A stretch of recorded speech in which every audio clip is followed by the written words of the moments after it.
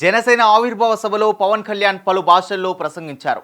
ఇతర రాష్ట్రాల్లోనూ తనకు అభిమానులు ఉన్నారని, ఇటీవల తాను తమిళనాడులో షణ్ముఖ యాత్ర చేసినప్పుడు మీ ప్రసంగాలు చూస్తుంటామని అక్కడి వారు చెప్పారన్నారు.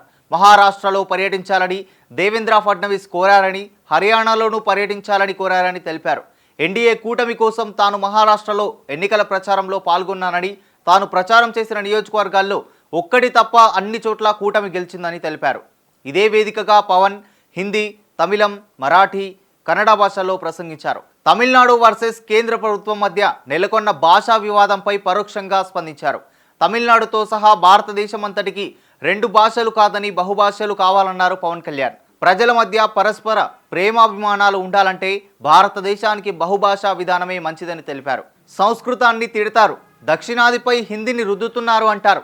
అన్ని దేశ భాషలే కదా. తమిళనాడులో హిందీ వద్దు అంటుంటే నాకు మనసులో ఒకటే అనిపించింది, తమిళ సినిమాలను హిందీలోకి డబ్ చేయకండి, డబ్బులేమో హిందీ నుంచి కావాలి, ఉత్తరప్రదేశ్ నుంచి డబ్బులు కావాలి, బీహార్ నుంచి డబ్బులు కావాలి, ఛత్తీస్గఢ్ నుంచి డబ్బులు కావాలి, పనిచేసే వాళ్ళందరూ బీహార్ నుంచి కావాలి, కానీ హిందీని ద్వేషిస్తామంటే ఇదెక్కడి న్యాయమని, ఈ విధానం మారాలని పవన్ కళ్యాణ్ పిలుపునిచ్చారు. భాషలను ద్వేషించాల్సిన అవసరం లేదని, ముస్లింలను చూసి నేర్చుకోవాలని హిందువులందరికీ చెప్తుంటానన్నారు. ఆలయాల్లో సంస్కృతంలో మంత్రాలు చదవకూడదని అంటుంటారు.